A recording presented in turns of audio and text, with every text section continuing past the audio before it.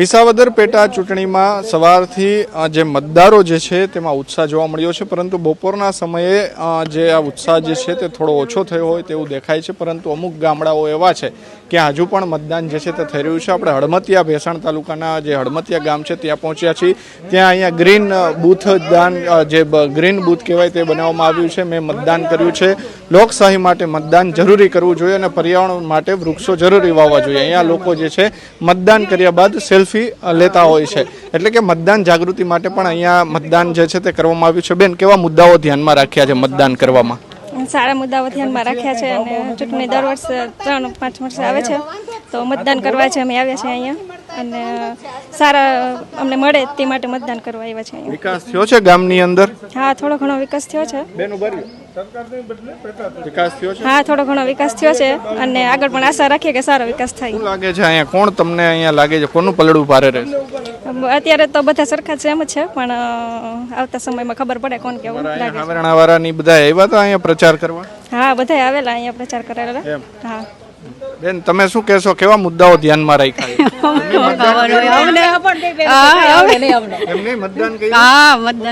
મતદાન કરવું જોઈએ બધાએ? હા, કર્યું. એમ ક્યાં તમે આંગળી બતાવો જે મતદાન કર્યું હોય છે ને? તમે શું કહેશો બા, મતદાન કર્યું? મતદાન કરવા આવ્યા છે તો કર્યું જ હોય ને. એમ શું મુદ્દાઓ ધ્યાનમાં રાખ્યા? મુદ્દાઓ તો હું ધ્યાનમાં રાખે, બધા રાખી બીજું શું હોય. તમારો કઈક મુદ્દો તો હોય ને, આમ વિકાસ થયો ગામમાં? કઈ ગામમાં વિકાસ તો થાય જ ને. રોડ રસ્તા કેવા છે ગામમાં? સારા છે, પણ સારા જ છે અટાણે તો. એમ તો આ હતા અહીંયા હળમતિયા ગામના લોકો કે જેઓ પોતાના મતાધિકારનો ઉપયોગ કરવા માટે આવી રહ્યા છે. અને બપોરનો સમય હોવા છતાં પણ હળમતિયા ગામની અંદર થોડો ઉત્સાહ જે છે તે જોવા મળી રહ્યો છે. અહીંયા જે ગ્રીન બૂથ જે કહી શકાય તે પણ બનાવવામાં આવ્યું છે. અહીંયા લોકોને જાગૃત કરવા માટે આ પ્રકારે આખું ગ્રીન બૂથ જે છે તે બનાવવામાં આવ્યું છે. જ્યારે પોતાનો મત અધિકારનો ઉપયોગ કરીને તેઓ બહાર આવે ત્યારે જે મતદાન આપ્યું હોય છે તે નિશાન બતાવે અને તેમનો જે એક ફોટો જે છે તે સેલ્ફી ક્લિક કરતા હોય છે. એટલે કે એક જાગૃત આ ગામ જે છે તે લાગી રહ્યું છે. અહીંયા કાકા છે, તેમની સાથે પણ વાત કરીશું. તેઓ શું કહી રહ્યા છે? કાકા, મતદાન કર્યું તમે? હા, હાજી, મતદાન કર્યું. કેવા મુદ્દાઓ ધ્યાનમાં રાખ્યા છે? ગુજરાતમાં પેટા ચૂંટણી છે ગુજરાતની, માટે વિકાસને ધ્યાનમાં રાખી અને મતદાન બધા આખા ગામના લોકો કરી રહ્યા છે. અહીંયા પ્રચાર કરવા લોકો આવતા હતા? કઈ કઈ પાર્ટીઓ બધા આવતા હતા? ત્રિપક્ષીય જંગ છે. ત્રણેય લોકોએ જોર લગાવ્યું છે અને જનતા વિકાસને મત આપી રહી છે. આ વખતે ગોપાલ ઇટાલિયા પણ મેદાનમાં છે, એટલે ચૂંટણી થોડીક રસપ્રદ બની છે. હાજી છે થોડી, પણ વધુ એ ગોપાલ ઇટાલિયા આયાતી છે, માટે સ્થાનિક લોકો મતદાન વધુ કરશે.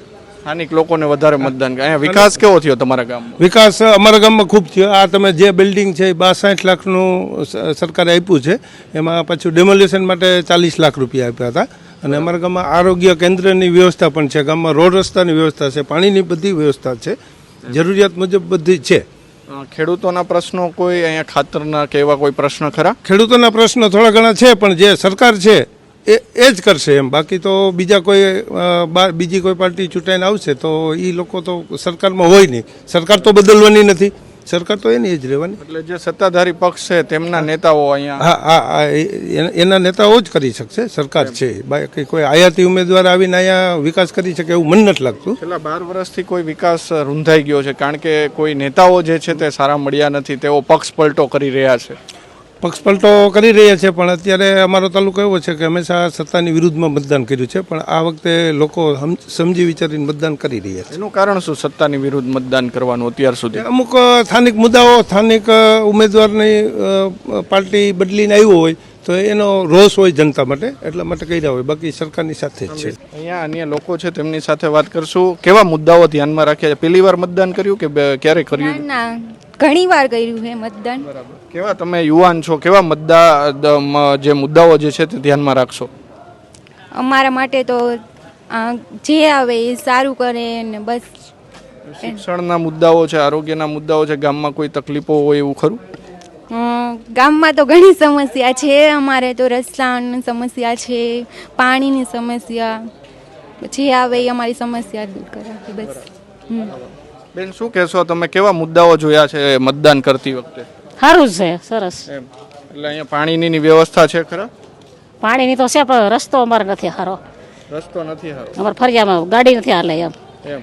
અહીંયા શું લાગે હાવાણા વાળા ને એ બધા આવ્યા હતા કોંગ્રેસ વાળા ની બધા હા ઘણા એવા પ્રચારમાં ગયા હતા તમે એમ શું લાગે તમને આ વખતે માહોલ સારું લાગે છે એમ મતદાન કર્યું તમે હા ઠીક તો બિલકુલ આ હળમતિયા ગામનું આ મતદાન મથક છે કે જ્યાં આપણે અત્યારે પહોંચ્યા છીએ એક લોકશાહીના પર્વની ઉજવણી જે છે તે અહીંયા હળમતિયા ગામના લોકો જે છે તે ઉજવી રહ્યા છે ઉલ્લેખનીય છે કે અહીંયા સૌથી મહત્ત્વની વાત એ છે કે પાણી બચાવો ઝાડ બચાવો પ્લાસ્ટિક બંધ કરો તેવા મુદ્દાઓ જે છે તેમનું પણ અહીંયા ધ્યાન રાખવામાં આવ્યું છે અને એક જાગૃતતા જે છે તે લાવવામાં આવી રહી છે આપ જોઈ રહ્યા છો અહીંયા વૃક્ષો જે છે તે પણ રાખવામાં આવ્યા છે એક મત અને એક વૃક્ષ એટલે કે જે અહીંયા લોકો આવી રહ્યા છે તેઓ મતદાનનો પોતાનો અધિકાર કર્યા બાદ તેમને આ પ્રકારે જે વૃક્ષ જે છે તે આપવામાં આવે છે અને વૃક્ષ વાવવાથી હરિયાળી ફેલાય છે તેમના માટે આ પ્રકારનો એક અહીંયા જે જાગૃતતા જે છે તે ફેલાવવામાં આવી રહી છે શું કહેશો જે પ્રમાણે અહીંયા એક મત અને એક વૃક્ષની જાગૃતતા ફેલાવવામાં આવી રહી છે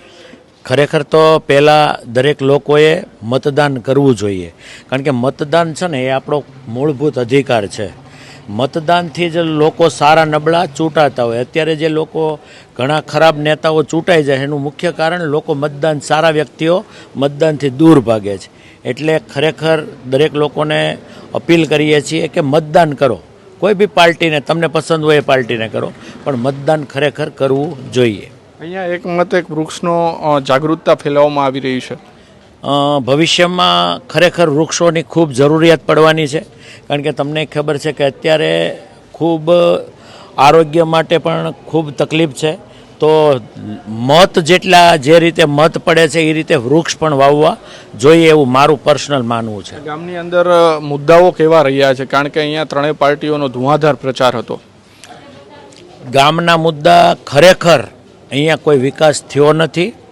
અને તમને પણ તમે અહીંયા સુધી આવ્યા છો તો તમને પણ ખ્યાલ છે કે રોડ રસ્તાની ખૂબ ખરાબ હાલત છે કોઈ જગ્યાએ અવડું મોટું ગામ છે ત્યાં કોઈ ગટર અને નળ કનેક્શનની કોઈ વ્યવસ્થા નથી એટલે ખરેખર આ જે મૂળભૂત સુવિધાઓ છે કે રોડ રસ્તા અને ગટર આ ત્રણ મૂળભૂત જરૂરિયાત સુવિધા છે એ પણ અહીંયા સુવિધા મળતી નથી તો શું લાગશે આ વખતે જે પણ ચૂંટાઈને આવશે તેઓ કામ પૂરા કરી શકશે ખરા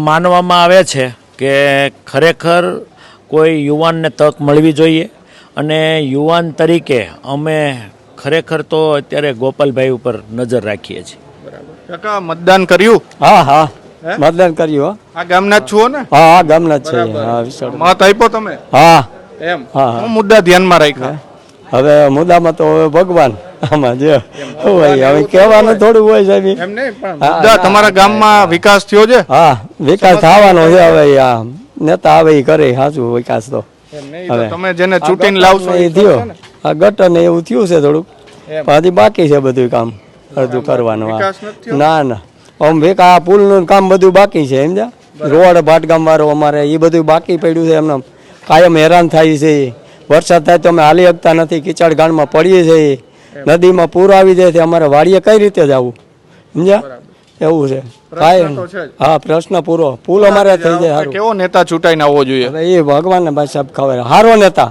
આપણું કામ કરે ગામનો વિકાસ થાય એવો નેતા જોઈએ અહીંયા આવ્યા હતા બધા પ્રચાર માટે ને એમ આવ્યા હતા હા આવી ગયા બધા બધા આવ્યા હતા બધા પાર્ટી વાળા હા શું લાગે કોનું જોર રહે આ વખતે ભગવાનને ખબર એ સાહેબ ના કહી શકે કોનું જોર રહ્યા એ તો કેમ કેવું તમે શું કહેશો કાકા અહીંયા કેવા મુદ્દાઓ ધ્યાનમાં રાખ્યા છે અહીંયા વિકાસના મુદ્દાઓ બીજા નંબરમાં નરેન્દ્રભાઈના શાસનમાં બહુ સારા કામ થયેલા છે હું ખુદ 22 વર્ષથી કોંગ્રેસ પક્ષમાં જોડાયેલ વ્યક્તિ હતો હમણાં અઠવાડિયા 10 દિવસ પહેલાં મેં ભાજપનો ખેસ પહેરેલ છે બહુ ભાજપે કામ સારા કર્યા છે વિકાસની છે શાંતિપૂર્ણ રીતે મતદાન ચાલી રહ્યું છે અને બસ શાંતિપૂર્ણ રીતે 6 વાગ્યા સુધીમાં અહીં પૂરેપૂરું મતદાન થશે સર શું લાગે છે કાટેકી ટક્કર જેવું અહીંયા માહોલ જે છે તે કારણ કે કેટલા સમયથી જોઈએ તો વિસાવદર ચર્ચામાં છે નહીં સર કાંઈ વિસાવદર ચર્ચામાં નથી કાંઈ કાટેકી ટક્કર નથી કિરીટભાઈ પટેલ ઓનલી ફોર કિરીટભાઈ પટેલ જીતે છે તો હતા અહીંયા હળમતિયા ગામના લોકો કે તેવું પણ કહી રહ્યા છે કે હજુ પણ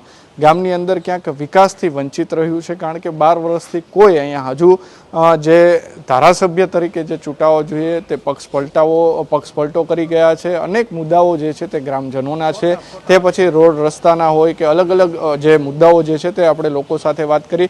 પરંતુ સૌથી મહત્વની વાત એ છે કે અહીંયા જે ભેસાણ તાલુકાનું આ હળમતિયા ગામ છે ત્યાં એક જે મત આપવા આવે છે તેમને એક વૃક્ષ ફરજિયાત આપવામાં આવી રહ્યું છે, એટલે કે ગ્રીન બૂથ જે છે તે બનાવવામાં આવ્યું છે. પરંતુ આવનાર દિવસો એટલે કે 23 તારીખે જ્યારે પરિણામ છે ત્યારે જ ખબર પડશે કે વિસાવદરની જનતા જે છે તે આખરે કોનું ભાવિ જે છે તે વિસાવદર માટે નક્કી કરે છે.